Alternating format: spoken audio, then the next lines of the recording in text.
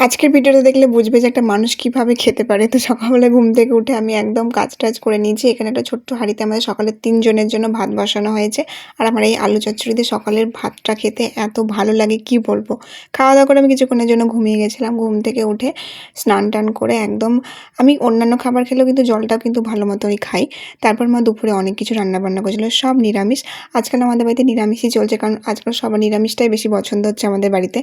তো আমি দুপুরে লাঞ্চটা কমপ্লিট করে নিলাম। আর সকালে আজকে আমার ফল খাওয়া হয়নি। তো মা ভাইয়ের জন্য ফল কাটছিল, সেখান থেকে আমি একটা আপেল খেয়ে নিলাম। সন্ধ্যেবেলায় মা করছিল যে ভালো-মন্দ রান্নাবান্না।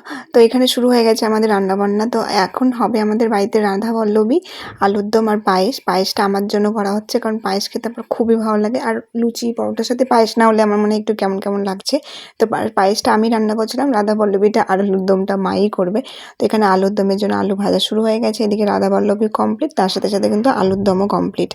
আর পায়েসটা মোটামুটি কমপ্লিট। আমি অনেকক্ষণ ধরে কারণ পায়েসটা করতে বেশ টাইম লাগে। তো চল আপাতত খাওয়া-দাওয়া করে টেস্ট করা যাক যে কেমন হয়েছিল। সত্যি বলতে খুবই টেস্টি হয়েছিল। রাধাবল্লভী এত টেস্ট হয় আমার খুব একটা পছন্দ না, বাট আমার খুব ভালো লেগেছে।